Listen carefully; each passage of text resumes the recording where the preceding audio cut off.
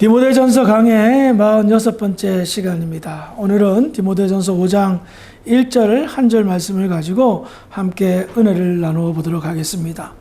5장부터는 전반부에 보면 이제 목회자인 디모데에게 사도 바울이 모든 성도들을 어떻게 대해야 되는가는 기본적인 목회 지침을 이야기하고 있습니다.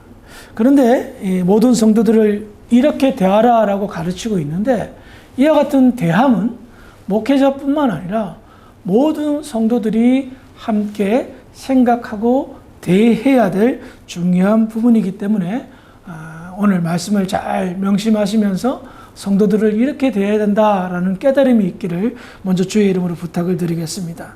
자, 먼저 오늘 본문인 그런 의미에서 1절을 한번 읽어볼까요? 자, 시작.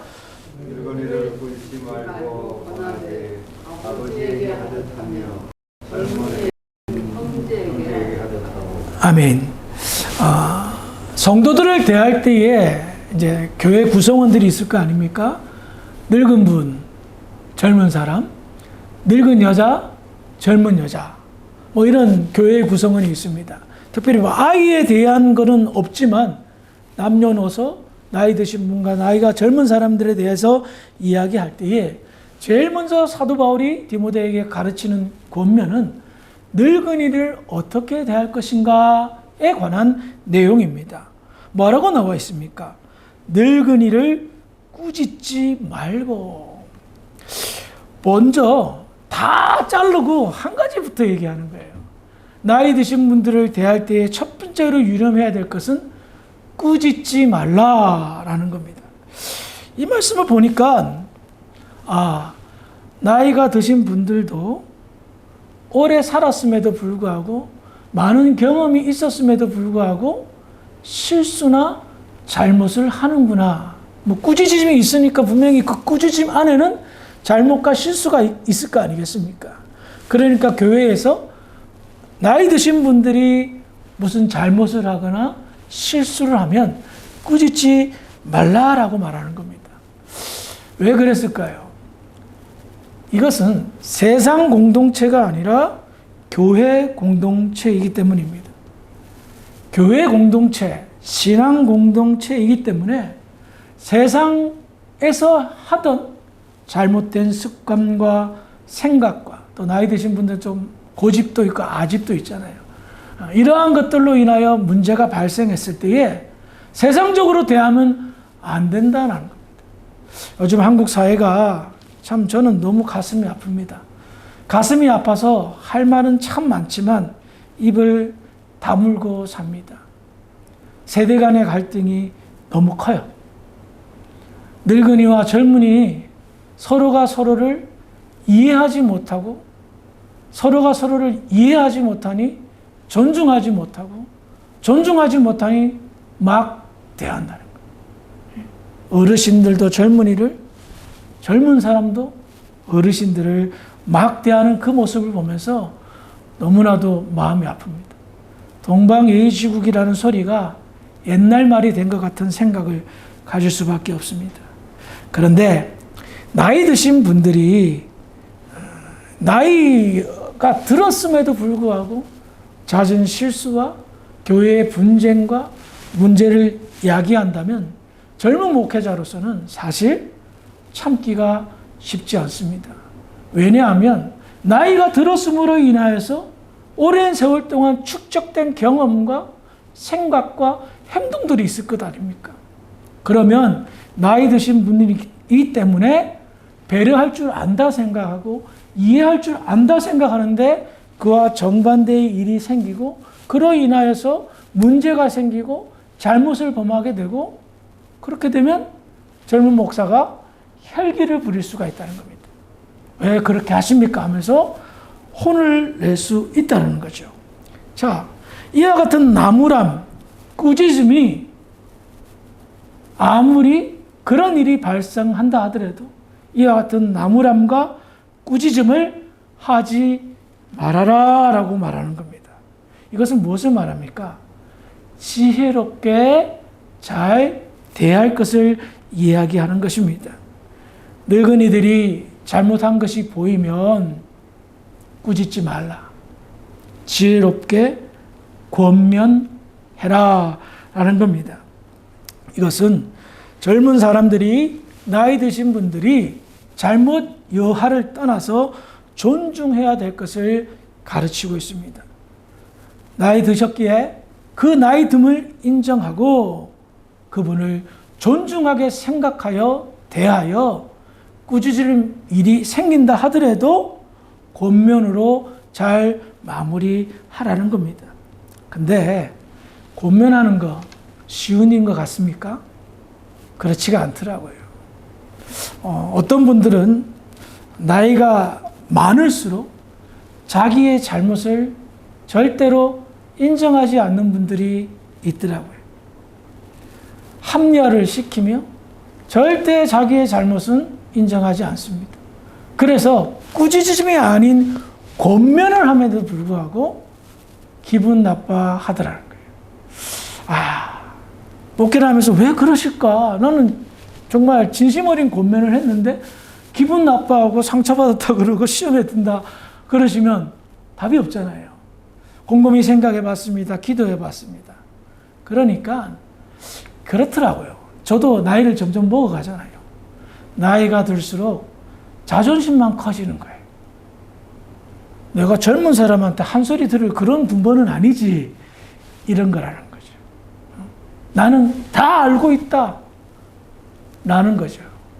그래서 때로는 꾸짖음이 아님에도 불구하고 권면임에도 불구하고 받아들이지 못하는 미성숙함을 보게 됩니다. 그래서 정말 기도가 많이 필요하다는 것을 느낄 수가 있습니다. 많이 기도하고 성령의 감동을 따라서 잘 권면해야지, 그러지 못할 경우에도 권면을 아니한만 못하는 경우들을 부지기수로 경험한 적이 많이 있었습니다. 특별히 꾸짖지 말라는 이야기가 나오잖아요.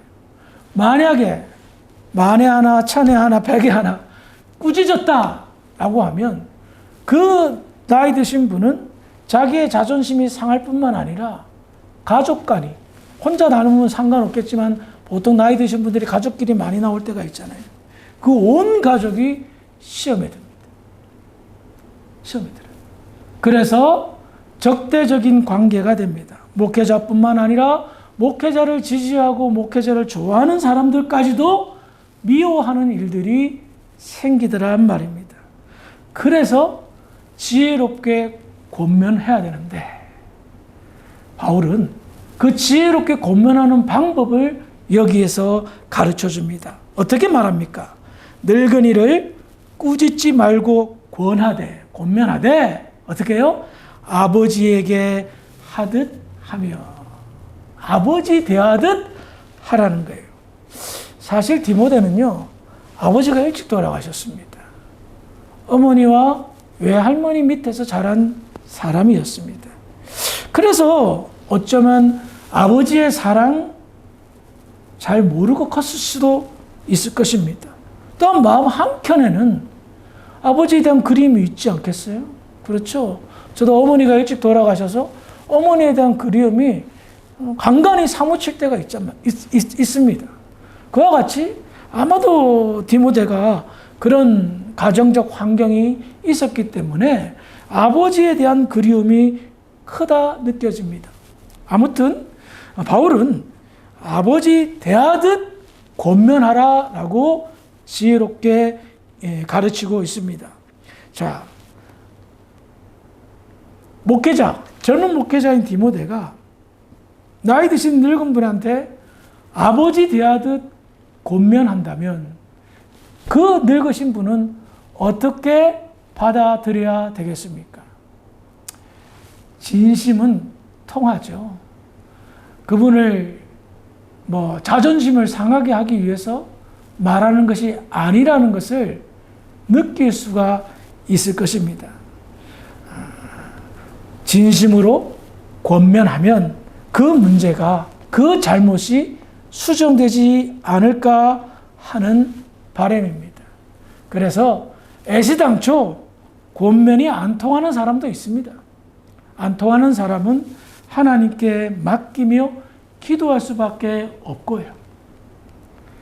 권면이 통한다면 아버지처럼 대하듯.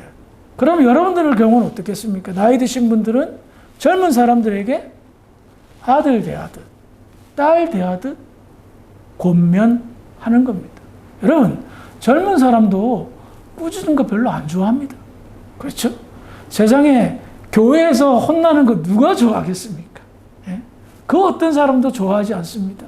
하물며 나이 드신 분이 꾸중을 당한다면 그걸 얼마나 자존심 상하는 일이겠습니까? 그래서 아버지 대하듯 권하라는 성령의 지혜를 가르치고 있다는 겁니다. 더 나아가 바울은 이제 늙은이에 대해서 이야기했다면 이제는 젊은이에 대한 권면을 합니다. 젊은이는 어떻게 권하고 있습니까? 5장 1절 하반절에 보면 젊은이에게는 형제에게 하듯 하고, 이 말은 젊은이가 꾸지람을 받을 일들이 생긴다면 젊은이도 꾸짖지 말고 형제에게 대하라는 겁니다. 우리는 여기에서 한 가지 공통점을 찾습니다. 늙은이는 아버지처럼, 젊은이는 형제처럼. 어떤 공동체입니까? 가족 공통점이 있습니다. 가족이라는 공통점이 있어요. 이건 뭐예요? 한마디로 말해서 모든 성도들을 대할 때의 마음의 자세를 가족처럼 대하라라는 거예요. 여기에서 바울이 가지고 있는 교회관, 바울이 젊은 목회자에게 디모데에게 가르치고자 하는 교회관을 엿볼 수가 있습니다. 어떤 교회관입니까? 바울이 생각하는 교회는 가족 공동체라는 겁니다. 그리스도의 피로 인하여 하나가 된 가족 공동체로 교회를 인식하고 보았기 때문에 바울에게는 가족 의식이 있었던 겁니다. 그래서 그와 같이 교회 내에 문제가 발생했을 때에 일반 성도들을 대할 때에 가족처럼, 아버지처럼, 형제처럼 대하고 권하라라고 말하는 겁니다. 제가 우리 가족들에게 늘 주장하는 게 있다면 가족은 식구다. 식구는 먹을 씹에 입구자잖아요. 같이 식사하는 것이 진짜 가족이다.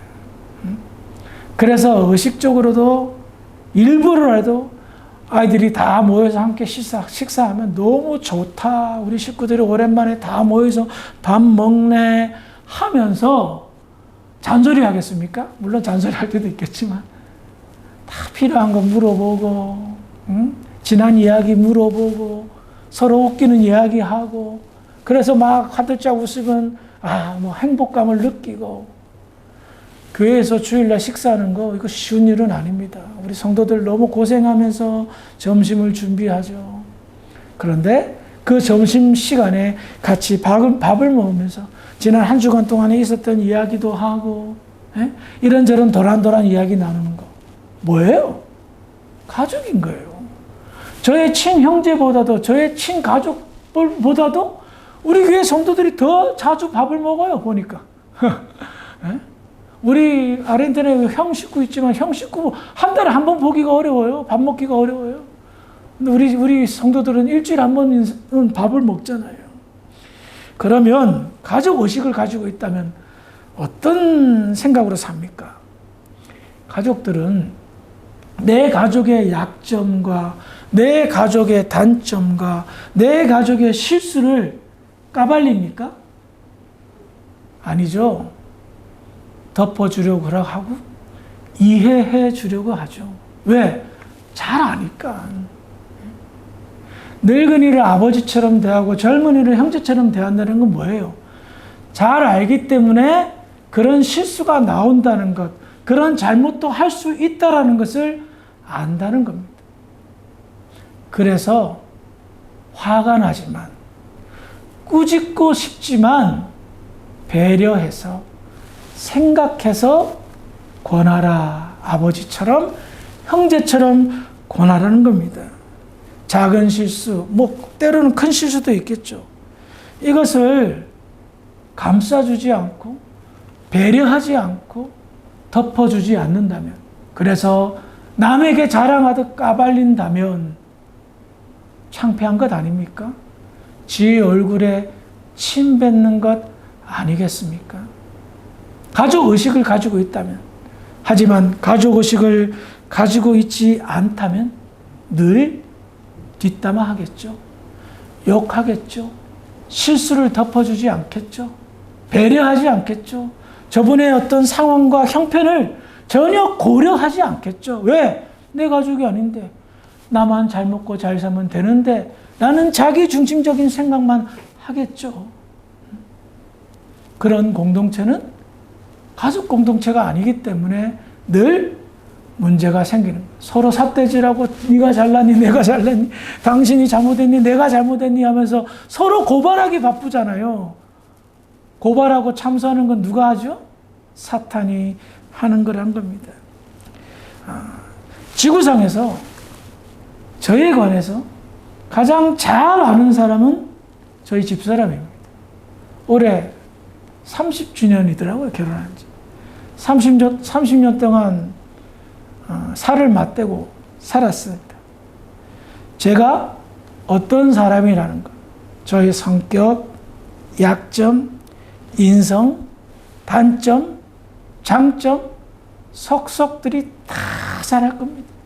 제 얼굴만 봐도 뭔 생각하는지 다 알고 있을 거예요. 그래서 저의 실수와 저의 실패와 저의 약점들을 다 낱낱이 알고 있어요. 그런데 저에 관해서 잘 알고 있는 가장 가까운 내 편인 아내가 저의 잘못이 있으면 성도들한테 까발리고 약점과 실수도 막 이야기하면서 뒷담화한다면 제가 어떨까요? 자존심 상하죠. 자존심 상하니까 가족 간에 식구 간에 어떻게 하겠어요? 감추려 들겠죠. 그럼 벌써 마음이 어떻게 되는 거예요? 마음이 닫혀지는 거예요. 응? 마음이 닫혀지는 거예요. 30년 동안 살면서 이해해주고 배려해주고 이해가 안 되면 그냥 덮어주고 그러다 보니 살게 되더라는 겁니다. 지금까지 20년 넘게 목회를 하면서 교회 공동체 생활을 하면서 많은 사람들을 만나보았습니다. 참 각기 다른 사람들이더라고요. 각기 다른 사람들이 가족이 되려면 무엇이 필요한 줄 아십니까? 첫 번째는 시간이 필요합니다. 알아가는 시간이 있어야 되잖아요. 처음에 여러분들 결혼해서 뭐 사랑한다 어쩌다 하지만은 1년 동안, 2년 동안 얼마나 싸웁니까? 너무나도 잘 모르기 때문에. 가족이 되는 과정이 있겠죠. 알게 되고, 체험하게 되고, 경험하게 되면 어떻게 됩니까? 이해가 되죠. 저 사람은 저런 사람이야. 저런데 약점이 있어. 저런데 단점이 있어. 여기 계신 여러분, 제가 여기서 여러분들과 관계를 2, 3년 맺었는데 여러분들의 약점을 모르겠습니까? 단점을 모르겠습니까? 장점을 모르겠습니까? 다 어느 정도 파악이 됐어요. 그런데 실수할 때마다 까불리고 지적하면 감당이 되겠습니까? 어떡하죠? 이해를 해주는 거죠. 배려를 해주는 거죠. 이해가 안 되면 어떻게 해요? 보자기 덮듯이 그냥 덮어요. 그러면 세월이, 시간이 해결을 줄 때가 많다는 겁니다. 때로는 그냥 지나치기 싫을 정도로 잘못된 부분들을 볼 때가 있습니다. 그때마다 인간적으로는 화도 내고 시험도 들고 짜증도 나지만 그 인간적인 것을 극복하여, 즉 영적으로 극복하여 성령의 어루만짐과 감동으로 그 사람을 아버지 대하듯 형제 대하듯 나의 가족이라 여기면 어떻게 될까요? 아름다운 가족 공동체, 행복한 가족 공동체가 된다는 거예요. 아들이 아버지 잘못했다고 막 삿대질하고 막 그냥 싸운다. 그 가정 어떤 가정입니까? 행복은 찾아볼 수 없는 가족이 될 겁니다. 평화의 가족이 아니라 늘 살얼음을 걷듯이 불안불안한 가정이 될 것입니다. 왜? 아버지가 아들에게, 아들이 아버지에게 맨날 싸우고 아내와 남편이 잘못했다고 맨날 찌지고 볶으면 무슨 가정의 행복을 찾을 수가 있겠습니까? 그래서 참아주고 배려하고 이해하고 덮어주는 것. 이게 뭐예요? 다 따지면 그리스도의 사랑이라는 겁니다. 그리스도의 사랑에 빚진 자로서 그 사랑을 생각해 보니 사랑은 허다한 죄를, 사랑은 허다한 허물을 덮더라 라는 겁니다. 사랑하는 성도 여러분, 행복한 가족 공동체를 만들고 싶으십니까? 그렇다면 첫 번째는 가족 의식을 먼저 챙기시기를 주의 이름으로 부탁을 드리겠습니다. 가족 의식이 풍성해질 때에 배려하고 이해하고 생각해주고 더 깊이 생각해줄 때에 사소한 잘못들도 덮을 수가 있다는 것입니다. 그래서 우리 주사랑 공동체가 그리스도의 사랑에 힘입어 아름다운 가족 공동체, 행복한 교회 공동체를 만들기 위해 부족함이 없는 그런 교회가 되기를 주의 이름으로 축원합니다. 기도하시겠습니다. 사랑이 많으신 아버지 하나님, 은혜를 감사합니다. 오늘 말씀을 통하여 성도들을 어떤 자세로 대해야 되는가를 함께 나누었습니다. 가족처럼 대하라라는 것이 오늘 하나님의 거룩하신 뜻일진데 우리의 심령에 가족 공동체 의식이 더욱더 뚜렷하게 되게 하시고 서로가 서로를 이해하고 배려하는 아름다운 사랑 공동체, 주사랑교회 공동체가 될 수 있도록 주장하여 주시옵소서. 우리 모두 다 그리스도의 사랑의 빛을 진 자입니다. 우리의 남은 인생 그리스도의 사랑을 실천하는 믿음의 교회 모든 성도들이 될 수 있도록 축복하여 주시옵소서. 감사하며 예수님의 이름으로 기도합니다. 아멘.